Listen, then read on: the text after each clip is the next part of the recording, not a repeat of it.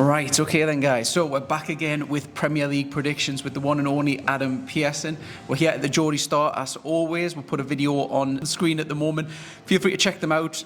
Perfect if you're coming down to Newcastle on Wednesday night to check out Champions League football. Get in, get a pint pre or post match here, definitely recommend it. Right, okay then, so before we last met, we've had Everton and we've had Tottenham, both horrendous results for Newcastle. I was there at the Everton match, really bad performance. I thought it was even worse at Tottenham. You were there for Tottenham. How have you seen the recent results for Newcastle? Well, the less we talk about, the better. It was pretty bad. Now, understand the fatigue squad, understand the players being terrible. You still got to have some resemblance of a performance in the pitch. It was rubbish both times. Everton, I thought, had a decent goal the first half. Second half, eventually they picked us apart. Tottenham, I thought, were crap from minute one. They didn't ever had a real sense in the game against Tottenham. I know they're a world-class team of players like Son that will tear you up in their day, but it's rubbish from us. Honestly, it's just ticked me off that game. I think Newcastle were just so much better than that. I know we've got, again, tired and fatigued players, but I thought it was unacceptable. I think we need to be much better. I know we've got some nicer Premier League fixtures coming up, which I'm sure we'll talk about, but in regards to the past week or so, I'm a bit peeved. I was down for both and I didn't come back up, so I was down for 5 days to witness both for them, and it wasn't good to see. Yeah, it was shocking, and when one of the ones that's really been picked out by a lot of fans is Trippier's performance. Obviously, he led to 2 goals last week, and then Son pretty much was man of the match performance against them. Is it because of his age and so? I know he's from Champions League pedigree, so he's used to playing twice a week, but he's obviously getting on a little bit. Is that possibly an issue with that? There's no bodies to replace at the minute, so he's probably going to be playing on Wednesday as well. How have you seen him? Well, I think it's probably a bit harsh to single him out for the Tottenham game because everyone was crap. The Everton game, obviously, of course, he didn't make the mistakes for the first 2 goals that ultimately led to us losing the game. I mean, he's going to miss the Fulham game anyway because of his suspension, but I thought after the Everton game, he probably should have just dropped him for a match, probably should have rotated a little bit. Why can't it like Emu crap or Dummett coming for a match? I know it's Tottenham, I know it's a tough game, but it baffles me that our first team players, if they can't do a job, we've seen them do a job in the cup. I don't know, I felt like we should have probably rotated 1 or 2 of the players around. Well, one of the people on the bench that could potentially have the pedigree to come in is Lewis Hall. We signed him in the summer. It doesn't seem like he's very trusted by Eddie Howe, because if you can't get into this team when it's losing and when you need to rotate, when can you get in? I know he got a few minutes against Tottenham. What have you made of his little cameos as well? Well, is he too young, or? I wouldn't say he's too young, because I thought he was class for Chelsea last season. I did watch quite a bit of him.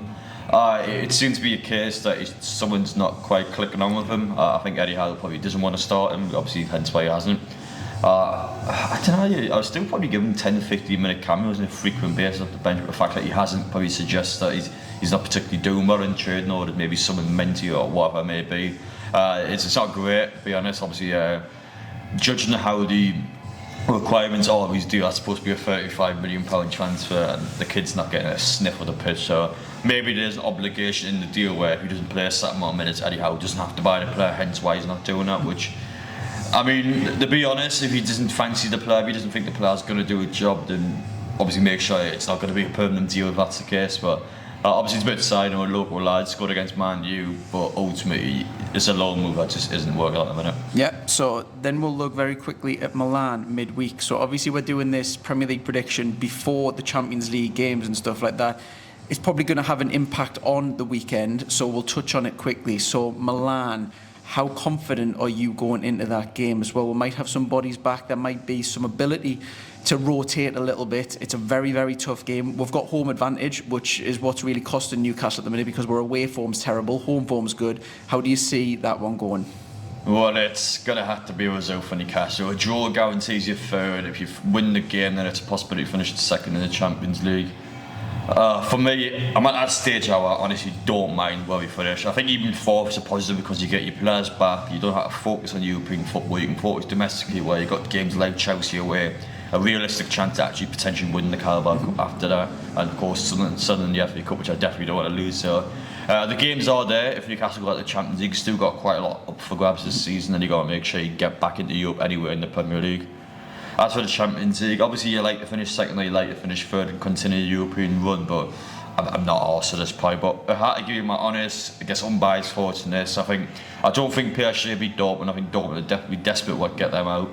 So I think that either draw or win. And I think Newcastle would draw as well. So I think it might be 2 draws, which will get us into third, I'm pretty sure. So not ideal, but still something to go for. But I don't think we'll lose. Getting knocked out, because obviously you've mentioned there, and I'd kind of echoed a little bit in truth about getting knocked out, because I think we haven't got the bodies. We've obviously been hammered with an injury crisis. To play twice a week for a very slim squad that we're struggling with, it wouldn't be the end of the world if we were just going back to playing once a week. It would actually probably help with Premier League, and we might be able to go top 4, because a lot of them teams around 6th, 7th and stuff are there for the picking this season. You see Manchester United and a few others. Going out, I don't think would be the worst thing in the world, but I know you're a social media guy as well. Are you worried from the ego side of it, being a Newcastle fan, because it's going into the Champions League and then out straight away? Obviously, it's ammunition for opposition fans. Does that bother you, or are you not fazed by that sort of stuff? Well, no, I think it'd be harsh if you get slated for that. I mean, you've seen the group; it is literally the group of death. It's like Man U's group when they're going out with Copenhagen, Galatasaray. I mean, that's pretty bad. But in Newcastle sense, it's PSG, Milan, and Dortmund. I mean, I don't think there's any shame in going out to those 3 teams. There are 3 exceptional teams. Yeah, 3 kings of international football, absolutely fantastic. So going into the Europa, if that happens as well, is that the end of the world? Because for me, I see that as a competition which is very much Marmite. You get a lot of strong teams, a lot of weak teams. I think it's a bad decision when they let the Champions League teams drop down into the Europa, because it kind of waters it a little bit. But that's a winnable competition for Newcastle to possibly end the silverware. Well, I've seen quite a lot of people mention the fact that they believe the Europa League's winnable. It's hard how you think, like, there's some incredible teams in there. I think, especially when you get to the quarter-final, semi-final stage. Even last time when they got beat up a good Benfica team when Nardi could have won, but there's some incredible teams in the Europa League. Obviously Liverpool's in there, our Borgie team that beat us at bloody everything, so even with just dominate, it's going to be a problem. But I still don't think it's winnable. I honestly don't. I think it was realistic and get far, but I think quarter-finals, semis, at a push Newcastle can get that. I still don't think we'll get to a final. Well, it's a cup competition at the end of the day, isn't it? And Newcastle's luck this season with getting draws in cup competitions, you would imagine we're going to get the top teams and not make it to the quarter-final. We've had Manchester City, Man U, we've had the group of death, we've had everyone, the top end that you don't want. And even the girls got a WSL team today in Man United. It's mad the draws at the minute, but let's enjoy it, we'll get the most out of it.